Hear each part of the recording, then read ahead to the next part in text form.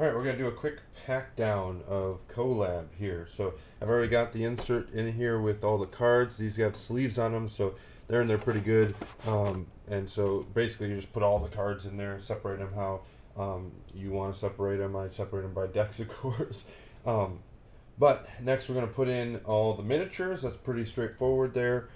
They do have different shapes for them. So this guy's really easy to recognize because he's one of the biggest guys around there. And then the different shapes of the characters. These are also going to inform you on what minions go where as well.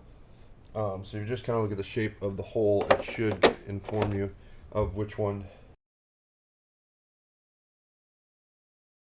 Alright, I like to put the solo stuff on the bottom of this area.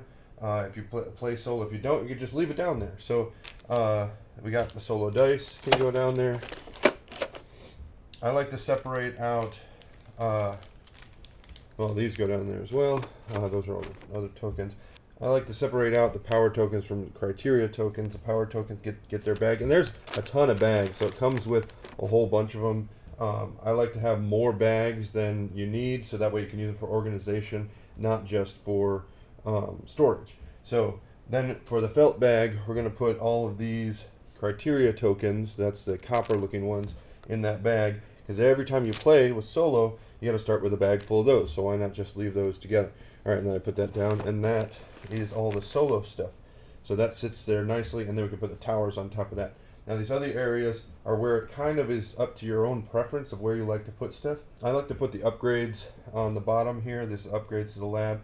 So a thing that makes it quicker is separate out those starter tiles, the ones with the S's. Those are the ones that go in the middle when you set up. Separate those ones out and make sure that you put them in a nice pile. That makes it quicker for setup. So I'll put tier 1s on the bottom here and then the starters above it. And we just fit these in here on the bottom of these, and it's going to fit just as many as you can.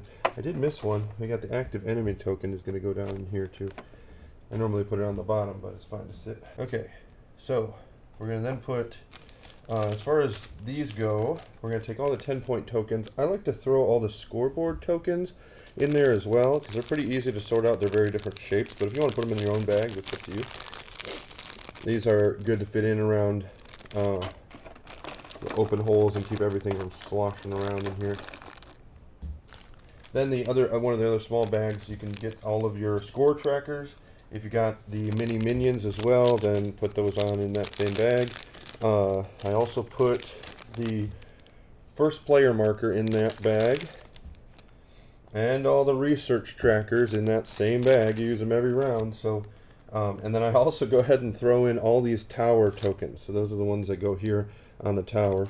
And that's a big part of like the setup of the game. And those can just go over in this little pocket. I've got the first player marker. You can go over in this guy too, or wherever you can make it fit. There's quite a bit of extra space. You know, he can actually fit down over here even. And that's what I was saying. It's kind of like you can decide what works best for how you play. And what stuff you use. We've got all the trays. They're all stacked on top of each other. They all fit there nicely, and then I put that on top of there. All the boards up there, and then we put the centerpiece is going to go right on top of that.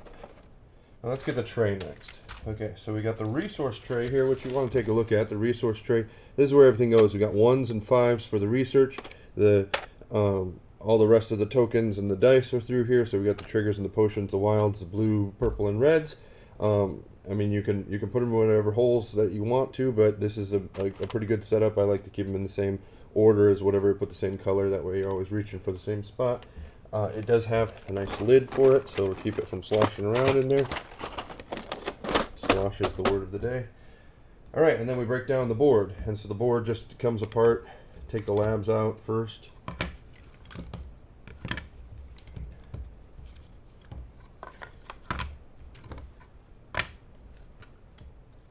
You stack them all up. We got all of the towers stack up on top of each other.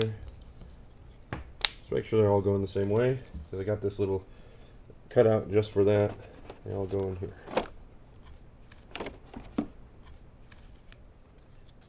All right, then the trickiest part about this is just remembering which way this goes.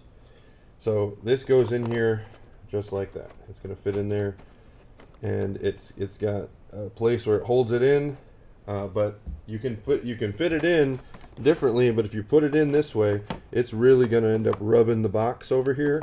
If you fit it the other way, this is better than the last way, but it will rub the box over there. So this is the only part that I find just you got to remember.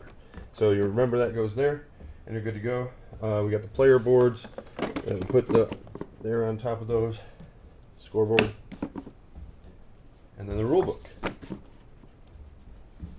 And you're all packed up, ready for storage.